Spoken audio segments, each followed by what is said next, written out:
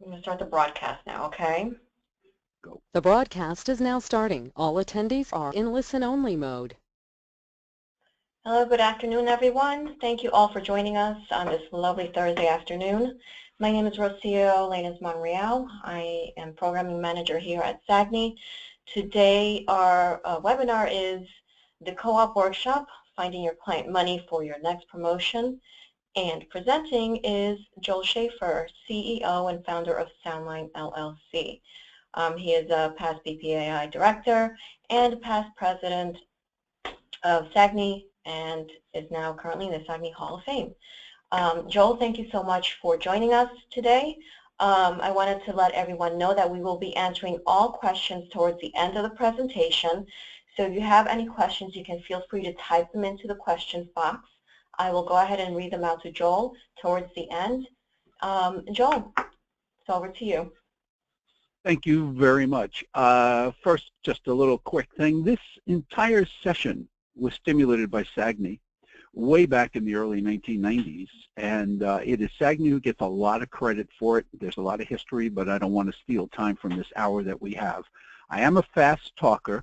This is being recorded. The slides will be available, and I have always been available for anybody who gets embraced into co-op advertising. So my goal for you today is very simple.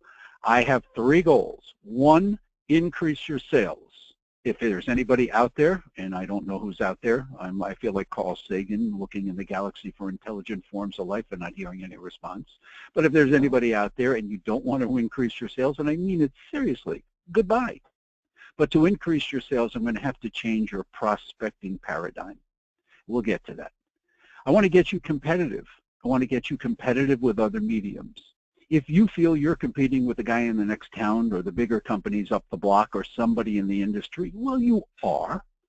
But you are also competing with other advertising mediums for the dollars that are in the budgets of many of your customers and your potential customers. And I want to add value to you. I'm an old-timer. This is my 48th year in the industry, and I was a distributor. The industry has tremendously changed. It changes every day. But today, it ain't the industry that I joined where we sold stuff, and I walked in with a bag of stuff. You can't even get in today, let alone get in with a bag of stuff. So to do so, you really have to become that consultant, and you really have to morph into an agency. And finally, today's goal may not be here, but if anybody on the phone is a real veteran, and at the end of this, they go, well, this maybe isn't for me. This is unbelievably outstanding information for anybody who joins your company as a sales associate. Because for the new people starting out, this is one heck of a way to get into this industry in a big, big way. So what we're talking about today is how traditional methods of prospecting have particularly gone by the wayside. Let's call it cold calling or warm calling. Knocking on doors. You tell me, my distributor friends, and I have many of them, tell me it's not the old way, Joel, where you went into Lodi, New Jersey, knocked on doors, people opened them up, and you sat down with a potential buyer. That is almost, if not totally, impossible, but there are still some people who do it. Direct mail and direct response. I believe direct mail is going to get its day right now because there's so little in the mailbox. Direct mail is dying, but certainly not dead. So direct mail and direct response are seeing a resurgence according to Target Marketing Magazine. Telephone, our favorite, and I'm no doubt your favorite way to network and to prospect. But the key to telephone is how you make an overture, and we'll talk about that. Email, spam filters. I send out 2 emails a week. My list is 22,000, and if I get through 1,500 spam filters, I'd be very happy because people will simply, it'll either automatically go into a spam filter or so the buyers will put you into a spam filter. And then networking. Networking is today's buzzword. Go meet somebody at some breakfast meeting, network with them, and network in the flesh. Those are the ways of prospecting. And obviously social media, whether it's LinkedIn, Instagram, Facebook, or wherever you go, social media has its value. But the sum total is what was good 10, 15, 20 years ago is not necessarily good today, and people need to find better ways newer ways, if they're out there, of prospecting. We're not talking about talking to an existing customer. We're talking about prospecting. I won't spend a lot of time on the 10 top reasons people will give you for not seeing you, because I think you know them all. And when I do this in a live session, we have a lot of fun. First and foremost, I always get a laugh when I say they are mean. And people look at me when they come from Iowa, Nebraska, and other places, and they don't understand what I'm talking about. And I said, well, you're not a native New Yorker as I am. People can be just downright mean, hang up on you as soon as you make a phone call. I have to say I'm downright mean because we get so many robotic calls. We kind of sense what's going on and then hang up as quickly as possible. Try not to hang up on live people, but there are mean people out there. Your overture is poor, and I'm going to give you an overture. The overture is the beginning of your program, the beginning of your conversation.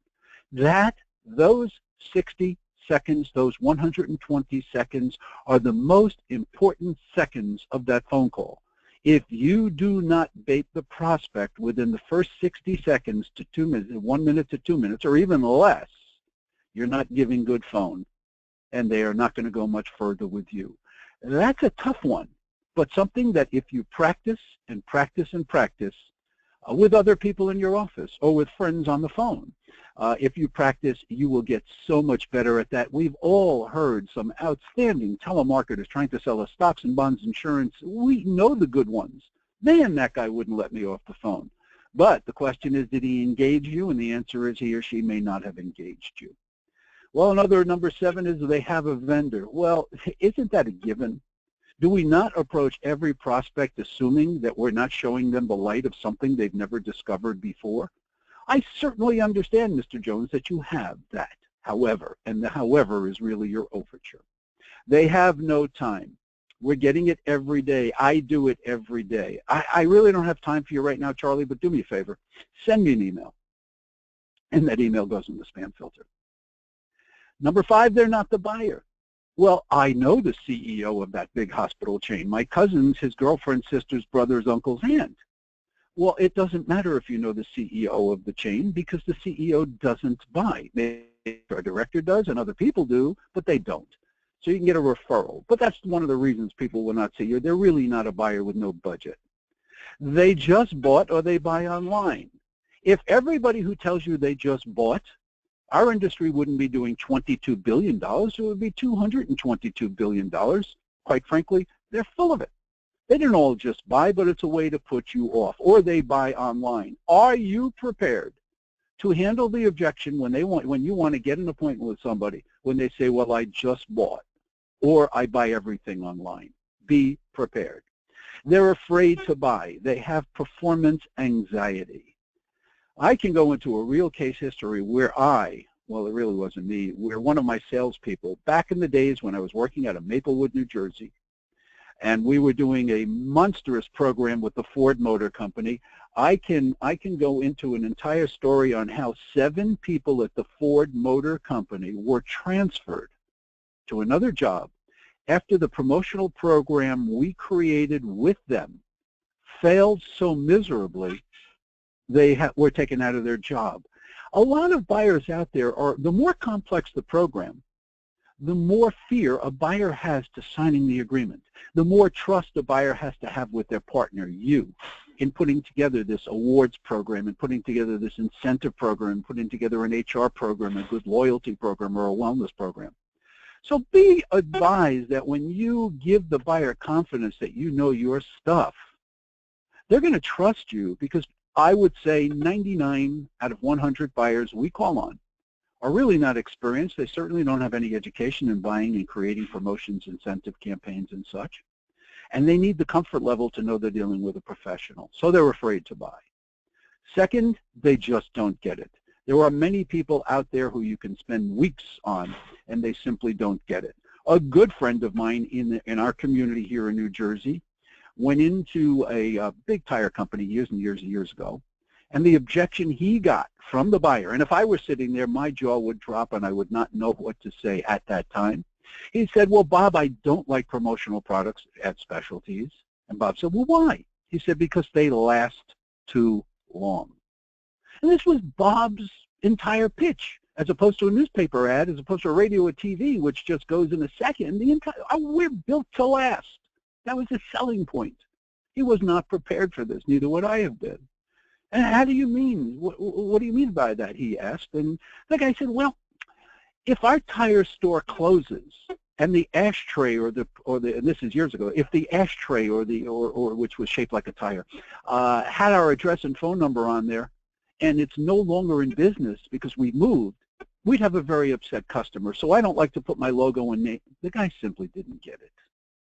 And finally, the last reason people give you is probably the preeminent reason. I have no money. So the entire heart of this session is show them the money. What if, Mrs. Johnson, I could not only create this with you to increase your business, increase your sales, do this, do this, and do that, but I'll get somebody else to pay for it. Well, that's like going to the guidance counselor and getting your kid a scholarship to college. I'll get him into college, and then I'll get you the money to pay for the 4-year school. Wow, that is a very special thing to do. So when I get on the telephone and it's an overture, really what I really want to say to the customer, and this is a very important slide that we should come back to 3 or 4 times. Good morning, Mr. Johnson. I know you're a person who wants to increase your sales and profits. I need about 5 minutes of your time to show you how my agency can help you increase sales and customer loyalty. And I know this may be a little hard to believe, and it may not cost you a penny to accomplish this goal. Our agency specializes in maximizing the use of your co-op funds. And we suspect, like so many others, you may let some of that money, that funding, go to waste. Or we can do a better job with what you do and what we need to show you. Can I get about 5 minutes, 10 minutes of your time? How about Tuesday at 9 or Wednesday at 4:30? Well, look at what you're doing when you're talking to Mrs. Johnson on the phone. You're telling her she's a person who wants to increase sales and profits. That's whispering in their ear. You're telling them it may be free. Everybody loves that word. And you're positioning yourself not as stuff, not as anything, but you're positioning yourself as an agency who knows about this thing called co-op money and building customer loyalty and increasing sales. Everything put in that paragraph, and you could do it even better, is within a short period of time something that has an appeal to the ego, to the business sense, and to actually communicate what you're trying to do. I'm trying to increase your sales and your customer loyalty, and it may not cost you a penny. That is important to come back to a few times. So no matter where you live, no matter how small your town is, and I know we're talking to East Coast people, but when I do this, and I've done this seminar the better part of 50 times in the past 25 years, I talk to people who are in Fargo, North Dakota, and they don't have a Fortune 500 company. They don't even have they don't have many companies with 500 or more employees. So no matter how big or small your town is, whether you're in the Big Apple or Appleton, Wisconsin, you can unlock the vault, which annually holds $500 billion of money available globally for co-op advertising. In the United States, and a lot of what I'm about to tell you is only an estimate, but in the United States, this money comes from approximately 6,000 partners, approximately 6,000 partners. And I'll explain to you, of course, who the partners are. So let's get into what is co-op advertising. In simple terms, and you'll find this on Wikipedia, but there's no dictionary definition anywhere. So this is a marketing definition. Co-op advertising is a financial relationship between a manufacturer, i.e. Nabisco, and its dealer, i.e. Cisco Foods Wholesaling, or its distributor, example Stop and Shop, whereby both parties share in the cost of advertising or promoting the manufacturer's product by the distributor. So the bottom line of this in English is Nabisco, Chips Ahoy, Oreos, whatever the brand, whatever the manufacturer, is interested in selling more cookies through Stop and Shop. And they will combine together in a cooperative way to get you to go into the supermarket on Saturday and buy a cookie. And this works across the board in 6,000 or more brands in the United States. Everybody wants more cookies sold more light bulbs sold, more carpets, more chairs, more everything sold. So by you tapping into co-op funds, and I'll show you where they are and how to find them and who it is, and I'll give you all of that information, you're getting co-op funds, and that allows you to walk in and just do what I did on the telephone call and say, Mrs. Jones, I can get people to pay for this.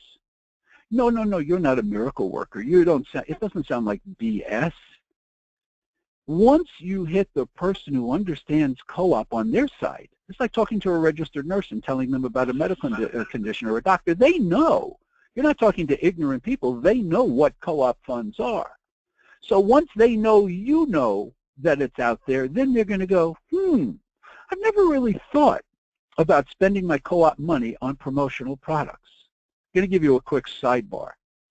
This is Sagni. I'm going to tell you about 1992 at a meeting where we had the buyer come down from Rochester, New York, and she was the buyer for Hefty Bags, which was sold by Mobil Oil to another company, so it's no longer that.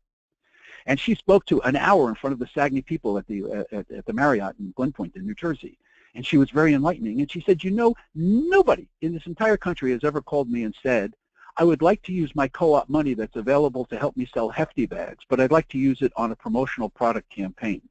She said, if anybody ever called, I would have said yes in a heartbeat, but nobody ever asked me. End of story. It's an obscure use of their co-op money that nobody really bothers with. Some people, yes. Of course, there's always an exception. Generalization, probably 90% of the people out there who are our target customers don't ever bother with our medium. So by telling them and tapping into co-op funds, you become much more than a vendor. You can show them a source of money. You become a partner in their marketing program. Very, very quick case history. I first became aware of this, and you can tell how old I am. This is my 48th year in the industry. I'm old. Well, I'm not as old as this, but I'm old. In '78, my salesman, when I was I was the publisher of the Hammond Company, which has since been absorbed into other companies. We had Time Life cookbooks. Make a very long story short, he went into Bamberger's. Most of you people on the phone know that name if you're old enough to know, part of Macy's. He went into the Carriage House restaurant and he said to them, I want to do cookbooks for you. They said no, period. I told him not to go. He was determined to do it. And he came back to me and he was talking it over and he says, well, what if I can get them, blah, blah, blah, blah. I'm going fast because what the bottom line of the story was, and you could see it in the illustration, we wound up doing 250,000 mini 16-page cookbooks 3 or 4 times. They didn't have any money to pay for it. So David said to them, what if I can get somebody to pay for it? Do you want them? They said, of course we do. We can promote the heck out of this for Oktoberfest, and we do Mother's Day, and we do, and if you remember Two Guys, they did the same thing at Two Guys. So the bottom line was, who paid for this? David made one call to General Foods, then spoke to the Jell-O brand manager and said, you know, Carriage House uses a lot of Jell-O. Do they have any co-op money available? And the guy said, yes. And then he said, can you transfer me to Sanka? And he said, they sell a lot of Sanka. And the product manager said, yes. This entire cookbook was paid for by the participation of Jell-O, because Bamberger's sold a lot of Jell-O, and Sanka, because Bamberger's sold a lot of Sanka. So here's a guy with a distributor who made a sale in 1978 to a customer who said, I have no money, who could have walked away, but went in and we did a campaign for the better part of 2 years, and then took the same campaign and went to Two Guys, also out of business at this time, and applied it to Two Guys with all the appliance manufacturers that Two Guys had as the sponsors of what was a couple of Mother's Day promotions. Let me give you a visual so you see what it is. It's a pen. We all know what a pen is. You've got 1,000 pens to sell at $2 each. I use this illustration because I know you're selling pens at 37 cents or less, but it's nice to have a $2 pen. You got a $2,000 sale. Store says, a retailer, whoever it is, the carpet distributor, or somebody who wants to give a pen away when you buy a carpet and sign the purchase order, I don't have the money. Well, what you need to do is you need to find somebody whose brand name will go on the barrel or would go on the cap. And if that brand name would participate, and this is just an illustration, Let's assume the manufacturer, that brand name, Bigelow Carpets, will say, you know, I'll participate in this. Charlie's Carpet's a great distributor for us. We'll pay $1,200. That's not an arbitrary number. I'll explain that to you in a little while. That's a real number.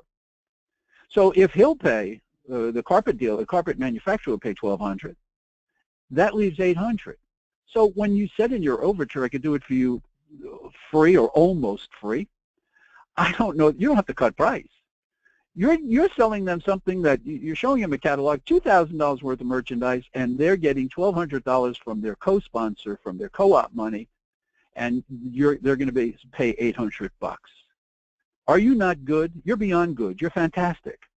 And if somebody walks in, and we have a couple of dozen people on the phone, if the next guy walks in and tries to sell this person a pen order and has no concept of co-op advertising, you are a value-added agency who knows and is doing things that nobody else in your neighborhood may be doing. And believe me, I've been preaching this for so long, and my traction is small compared to what it really should be, although I'm not fully aware of what my students do when this is done. I just ask them to come back and tell me if they're ever successful. FSI, for those of you old enough to know what a newspaper is, I'm in a condo and I look out on Sunday and I know everybody who's old because they have the Times or the Ledger in front of them. The rest of the people don't use the newspaper. These little things that fall out are called FSIs, or freestanding insert. So the one I'm showing you is CVS, and you will see that it's got 7 boxes. In the box, let's go down to the bottom. In the box on the bottom left, that's Excedrin. Who do you think's paying for that box in the 2 million freestanding inserts that go out in the New York, New Jersey, Connecticut, Maryland, wherever area over that weekend? Excedrin's paying for that. The next one's White Rain shampoo and White Rain products. They're paying for that. Arid is paying for the next one. Light Days is paying for the next one. Up on top, you'll see CVS own brand. They're not paying for that. So what basically happens is the advertising department of all of these major retailers go and see, okay, this week we're going to promote Excedrin. They have money available. I'll explain to you how they know and what they have. They put the Excedrin there. Generally, the promotion ties in with some program that Excedrin has on terms of price, and they go out there with a sale. When you look at these flyers and circulars, and it's a generalization I'm telling you, and let's just assume there's 1 million that go out there, and let's just assume for a minute that it's $100,000 to get 1 million circulars out through one newspaper in one area. 1 million circulation, $100,000 in advertising. Generalization, CVS is going to pay CVS is going to pay $15,000 to $20,000 out of their pocket. And the people who they tie in with, their co-op sponsors, Excedrin, White Rain, etc., are going to pay the $80,000. That's absolutely incredible. So if I were a newspaper salesman, and you really don't have to tell these people about newspaper advertising, they know. If I were a newspaper sales rep, and one of my good friends in this industry used to be for the New York Times, he's now one of the largest distributors on the East Coast, he would go in and say, yeah, but we can use all the co-op money, and he would explain to his customer how to do this. Again, you don't have to explain anymore because everybody's sophisticated out there. But this is how he did it. This is how the Yellow Page does it. This is how television does it. When you see a commercial that says Mattress King, Sleepy's, or any of these, and if they're promoting a specific brand, Sealy, Serta, whatever, you got to know that Sealy and Serta are paying for that boost in theirs, and it's based upon a formula in co-op advertising. But Sleepy's is paying 20%. The rest of it's coming from the people that they are promoting. And that's, I need to drill it into your head. You've got over 6,000 brands who are your co-op funding sources. Let me make it clear that there are a couple of brands on here that will not be a co-op funding source. Companies like insurance companies where they have closed distribution because it's only your Allstate agent, not a customer. Companies that are in the service business, not a customer. Generally speaking, there's always exceptions. Customers that are in the financial business, generally not a customer, because these people are not in the consumer. We're focusing on consumer products. Again, a generalization, but if I tell you there are 6,000 consumer products, in Nabisco alone, and Kraft Foods alone, in some of these places, you've got incredible amounts of brands that they own in their entire system. So when you're looking at that world, you have 6,000 brands who are your sponsors. Where's this money going? Where are we? If you can all see the pie chart, lots of colors, radio, TV, newspaper, magazine, outdoor, transportation, FSI, online, other. Where are we? Why is it that all the advertising information put out, and we are a form of advertising, why is it that all the advertising information put out, the U.S. government, and you can name the magazine, you can name anybody in this world, why is it that we're not visible? Well, we are. So the next time your mother asks you or tries to explain to somebody what business my kid is in, tell them other, because that's where we appear in this pie chart. Ladies and gentlemen, we are in the other business. And if you really want a better cachet, instead of saying, well, what do you do? I'm in the other business. And for a better cachet, you can tell them you're miscellaneous. Because when we're categorized, we're usually categorized as other or miscellaneous. Now, you know I'm being facetious. But what this does show is that despite the fact that our industry is over $20 billion, and when I have taught at Rutgers, and I teach in Rutgers twice a year in the Graduate School of Business, we are less than a paragraph in the textbooks on forms of advertising, and it's usually a case history of a premium program. So we've done a miserable job in this industry communicating with the world that our medium is viable and that we're up there with radio, TV, newspaper, digital, and every other form of advertising. But the point I make is we're there on other. The handicap by being other is when you go into this, you're introducing people to something that's a little vague and takes a little explanation. When you're trying to get money from Nabisco, it's a little vague and needs an explanation. But the advantage of being a little vague and needing an explanation is that you could make buyers aware of something, and sellers, the cookie manufacturer and the cookie seller, you could make them both aware of a channel and a successful medium that they may not be fully aware of. And particularly your customer. I will say it now and I'll say it a few times. Your customer wastes so much money that's available, it's criminal. They generally waste more money than is spent. I'll see if I can get to that during this conversation. So your search begins, and now I'm going to begin the section for us. I've got about a half an hour to go. Your search begins. Who are your prospects? Who are your co-op sponsors? How do you find them? And how do you approach them?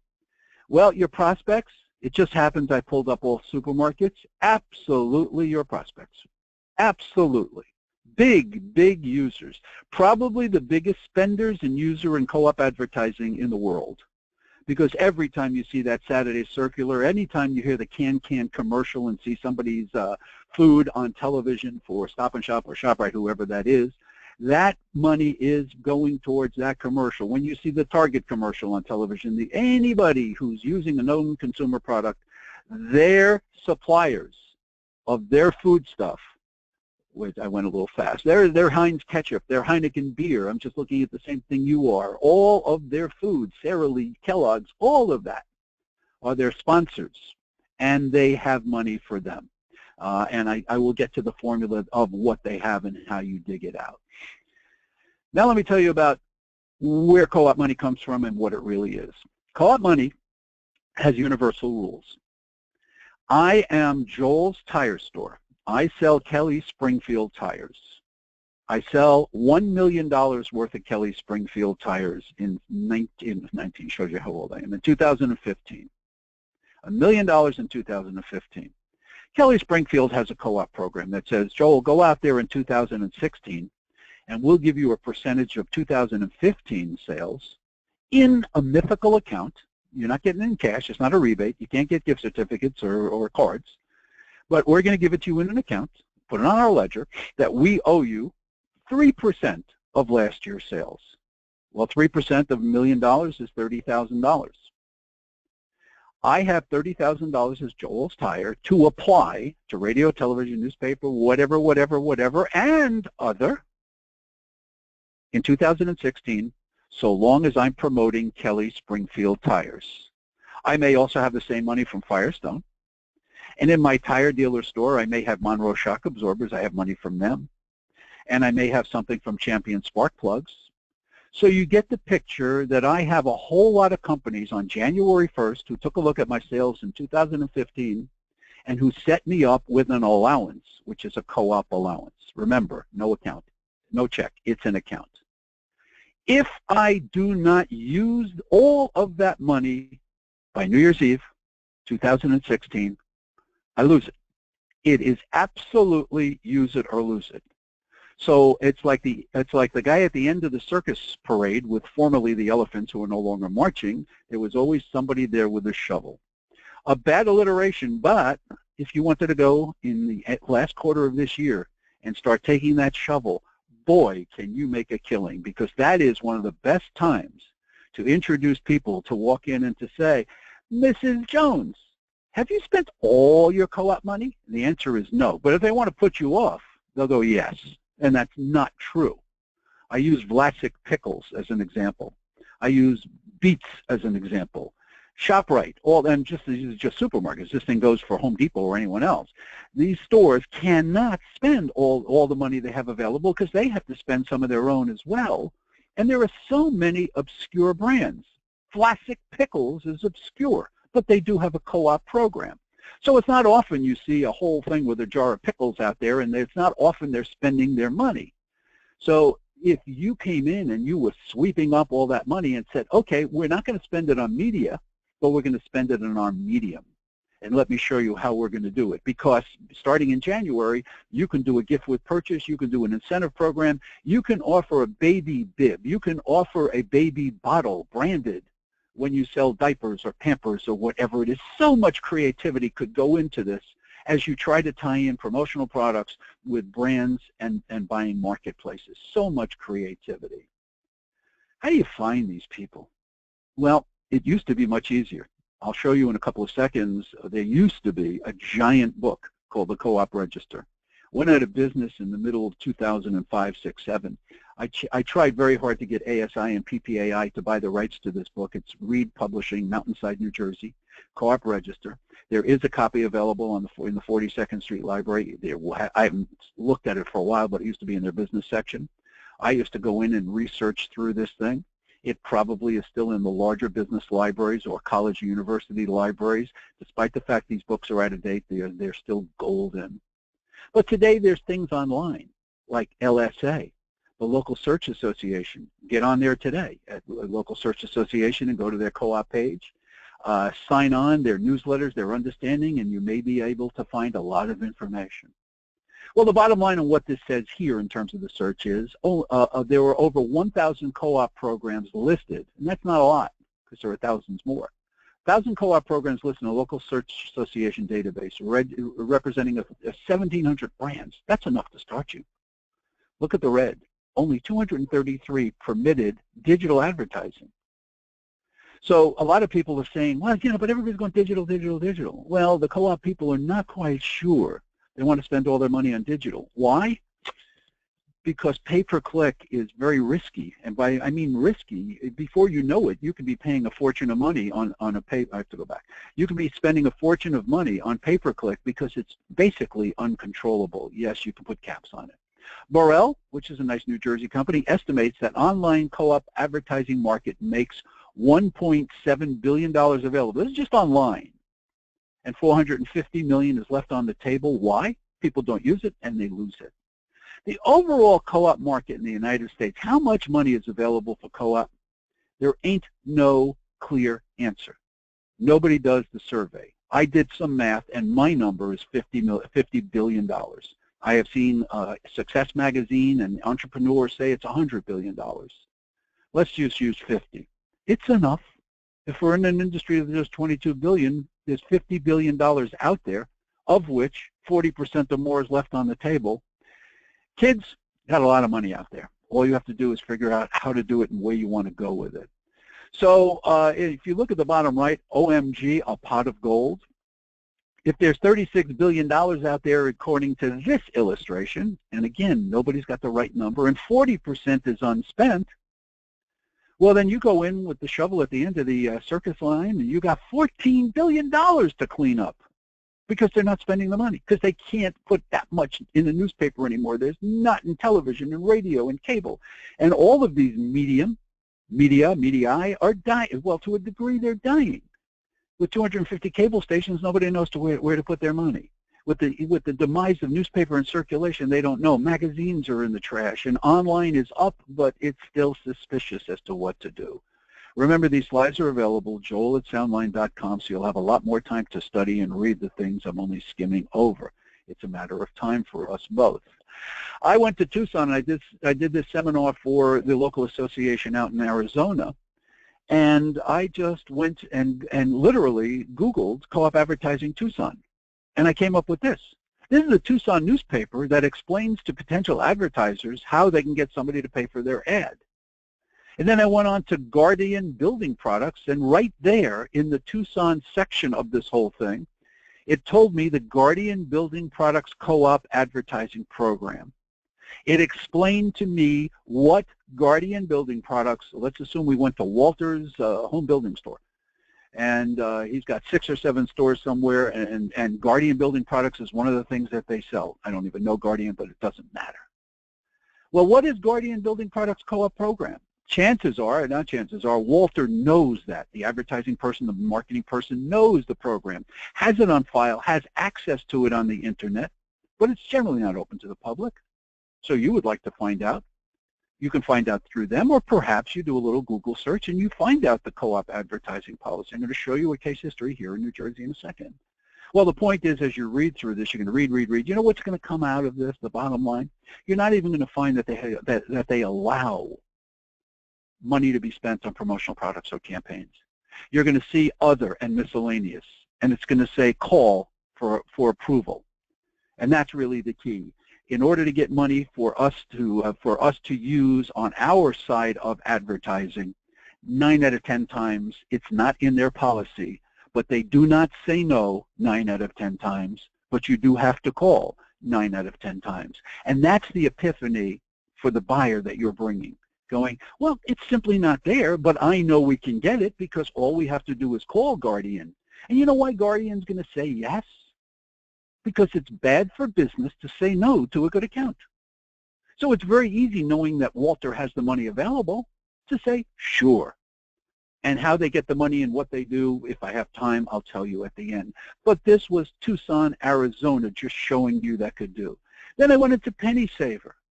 And the Penny Saver, if you go online to Penny Saver, they will tell you, so here's Brittany opening up a cupcake store, and she wants to know, that's a bad example, but she wants to know if there's money available to advertise her. It's a very bad example because cupcakes, it's not the flour manufacturers, but if it were just any kind of true store that they sell consumer products, a dress store, whatever, the Penny Saver knows how to tell Brittany how to get money for her retail business. The SBA, the Small Business Administration, tells them how to get money for their business because it's all out there. And so much is going to waste because they can't spend all their money on the same media that is all dying, and they're looking for new forms. So, Brittany, a calendar hanging in everybody's home in the community with or without coupons for the next 365 days a year, would you not consider that better advertising than you're getting in the Penny Saver that you're going hit or miss in an envelope that somebody will look at and toss in a minute? Penny Saver works, but it's limited. Our medium works because its time is eternal. So the right idea and the right product works for us. And, Brittany, if you haven't spent all your money on Penny Saver and your other traditional forms, let me be the cleanup guy. Let me clean up what you have and put it into promotional products which build awareness and build customer loyalty. This is the old co-op source book, www. National Register Publishing. It is not published anymore. It used to be the size of the Manhattan Yellow Pages. It is huge, if you know what a Yellow Page is.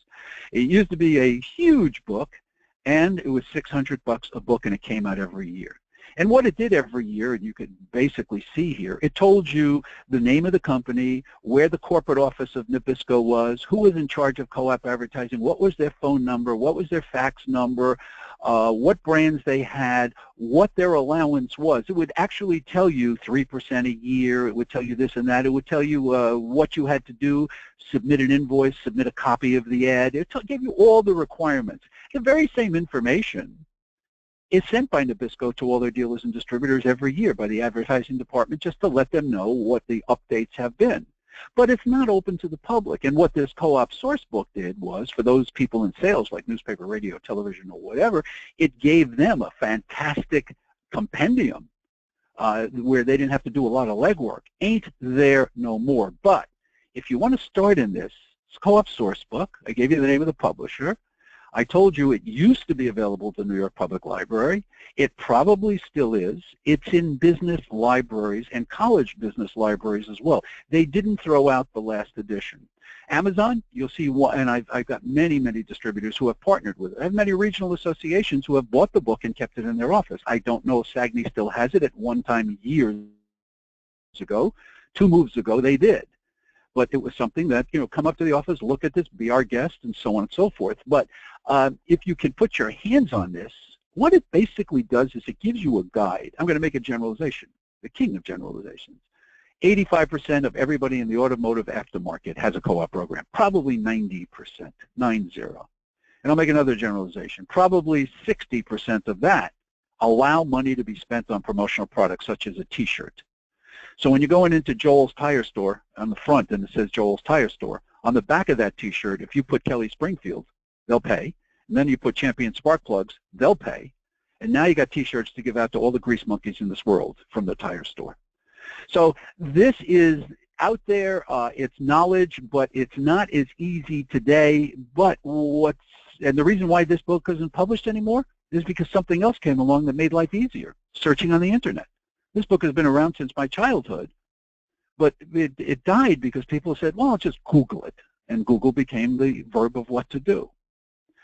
So you see a little red Morristown, New Jersey. That's close to where I'm talking to you from right now. And I call this plop-specting. The reason I call it there is because I plop on the couch around 6 o'clock every night. I have happy hour, 1 drink and 1 drink only. And my computer now becomes my iPad. And I spend the next 3 or 4 hours of my life distracted television. I'm no longer watching television. I'm watching my lap, and once in a while I pop my head up.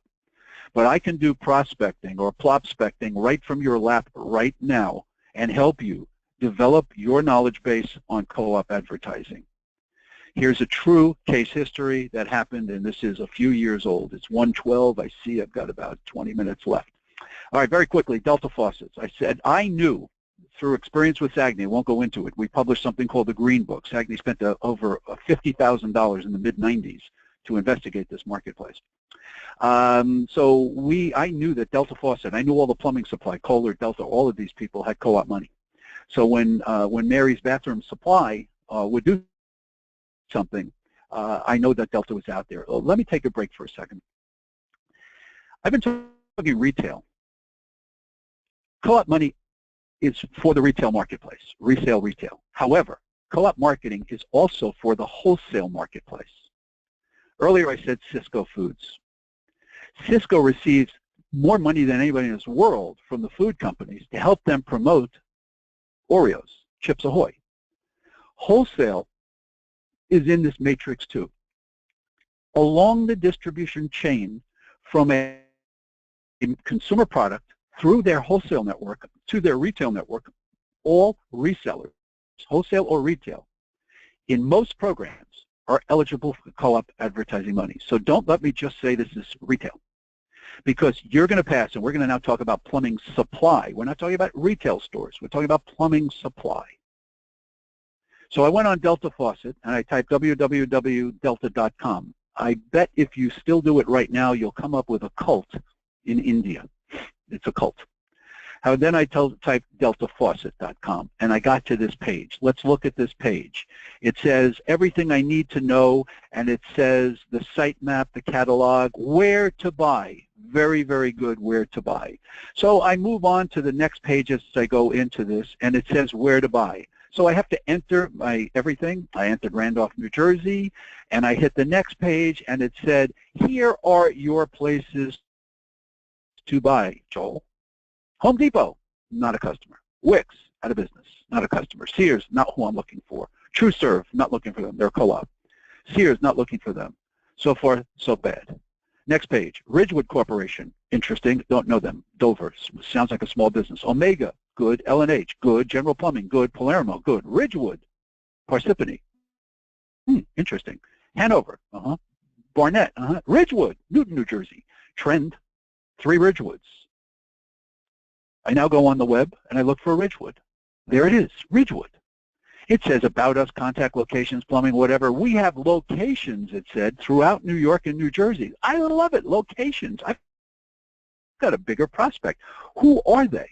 Are they retail or wholesale? What are they? They're ultimately wholesale. So I now go into Ridgewood. It now shows me all their locations. Oh, look, corporate headquarters, Mawa. I know, I got their address, I got their phone number, I got their fax. I got Mr. Ridgewood on the phone. Hello, Mr. Ridgewood. I know by looking at your website that you're a dealer for Delta, Kohler, this one, that one. I know you want to increase loyalty among your plumbers and your home builders and people who buy from you. Our knows how to do this, and I know that I can do this for you, perhaps free, but I can use every single penny of co-op money that you may not be using now. Can I get a few minutes of your time? You want to say no? Say no. I went into the Yellow Pages, remember what that is? And I just checked out Ridgewood, and I saw their advertising, and I realized in their advertising that they're already using co-op money because they have different brands in their advertising. So I now, remember, I'm prospecting. I'm sitting on the couch doing all my prospecting on my iPad. Same thing holds for tires, Lakeside Tire Center. Look at the ad in the Yellow Pages. You think they put that in there? No, Cooper paid, Dunlop paid, Pirelli paid, Goodyear paid. They all pay. So whatever the consumer product is that you are looking at, do it. John Goldman, I use his name. He's out of the industry, Baltimore, Maryland. I can go back probably 15 to 20 years, was so successful with tires. He became the #1 co-op advertising tire company sales rep because he called all around the country and said, I'm going to send you a package of what we did for our local company here in Baltimore, and this is something we can do for you in Albuquerque. And he took his expertise, this is really before the internet, took his expertise and went to market with Sarah's Tires, Charlie's Tire, Bob's Tire, all over the country because he developed an expertise in tires. I think they're now a part of Halo, I'm not quite sure. So that just gives you an idea of how you could do it. In the old days, and look how old this is, 1995, Prestone Antifreeze, who has a co-op program, there it is, and they will pay for co-op advertising. In the old days, Prestone would put out a loose leaf binder. And if you ever get into the ad manager in any of these places that you're going to, you might see some of the old binders. They don't do it anymore.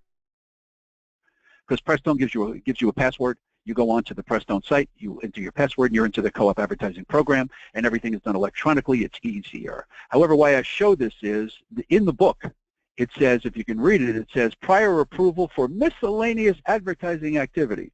What business are you in? Miscellaneous. And this is the form that would be sent in for pre-approval. Down over here, you have the CVS, vendor information form. We're not going to CVS, but if you had a local pharmacy chain, a smaller one, that's good. Remember, I'm not directing you to the mega giants, which they're in your neighborhood. I'm directing you to somebody who's got 10 camera shops, somebody who is a wholesaler of plumbing supplies, somebody who is a Georgia Pacific wholesaler. There's so many different people out there. You drive by a liquor distributor. You drive by people all over the place. And there's money that's going to waste, and it's your responsibility to go get that money.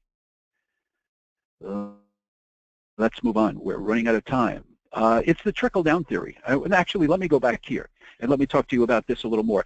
The co-op advertising. I have a lot of questions, and we may have one already. Well, how many sponsors can I get? The answer is as many as you can possibly get so that that promotion costs your customer $0. Well, what about 110%? Illegal. You're not going to do that. Yes, it's possible, but it's like having 2 medical programs from you and your husband or wife and trying to double claim it. It's not legal. Stay in what kosher zone. But your client does not necessarily have to pay a penny if they get 4 participating sponsors to do it. All the sponsor wants is their logo on it, and that's important. One of the best ways to get this whole thing accomplished once you get in the door, and let me slow down for this and spend a couple of seconds on this and leave 5 minutes. I got 5 minutes left. One of the best ways to get this really going is when you get into somebody's office. Let's just take Joel's Tire, and you get to see Joel, and he's interested in this. So you say, Joel, who is your Firestone sales rep? And I say, John Johnson. Do you have his phone number? Yeah. And who is your champion spark plug? Where do you get those? And get the sales rep from all of the companies that you would like to see participate in this. Boy, this works. I'll tell you what, it even works better because the sales rep becomes your partner. Get on the phone and say, Tom, I just got your name from Joel, you're his rep, and he wants to do a special promotion Memorial Day weekend and July 4th with a patriotic theme on your Firestone tires, which is a Japanese company, but it's okay. He wants to do that kind of promotional program with this, and I need your help to make sure that corporate will allow him to use the co-op money to do what he's trying to do. And you and the salesman will do it, and then the salesman on Monday morning is going to call the company, and he is going to push for it because both of you want to sell to Joel's Tire. Your advocate now becomes the sales rep for that brand. If you're successful, in this case history happened with Duracell batteries, and it actually happened with a large hardware chain. Once this sales rep said, my God, look what you're doing. We just moved in more displays, more dumps, and everything else in anticipation of this program. Once the sales rep got that, that sales rep at Duracell not only told every other sales rep, but that sales rep walked into other customers in the New York City area and said, hey, I've got a great idea. Let's do this. Let's do this. That sales rep found another way to increase battery sales of Duracell as opposed to Everready, and it worked. So the paradigm here is shifting. If you really want to get into this and you specialize in hospitals and healthcare, well, you have to change your paradigm. You got to start prospecting with the retail and wholesale marketplace for consumer product goods, which you pass every single hour and every single road you go in every single city, state, Appleton or Apple. You got to change your paradigm and start working towards this. You got to start doing some prospecting. You could target a sporting goods industry. You could target a home building industry. Look around your room right now, and there's nothing from computers and electronics to appliances and hardware. It doesn't matter. It's not very big in healthcare. It is in over-the-counter materials. You got to change your paradigm. And the result of this is it trickles down. Why am I doing this? Because it's a passion for me, and I've been doing it forever, and I was a school teacher a million years ago. And I'm facetious when I tell you it's easier to teach kids than distributors, but the result would be to add billions of dollars to our marketplace. And if you do, I'll get some, and so will everybody else. This is one example of what I did back in 2004. We did 250,000 CDs. I now do flash drive CDs and downloads. But we wrote from scratch. For Safeway, 250,000 pet resolutions. They put it with their dog food. IAM's Dog Fancy and Cat Fancy paid for it all, 100%. So remember, when that New Year's Eve, 11/59, December 31st, 2016 or 17, whatever year it is, you're flushing it down the toilet. If they do not spend money with you, it goes away. What a wonderful thing to know. There's money out there, and you are no longer a promotional products distributor. You are an agency who is on par with the biggest and best promotion ad agencies out there. I left about 2 minutes for questions. Fire.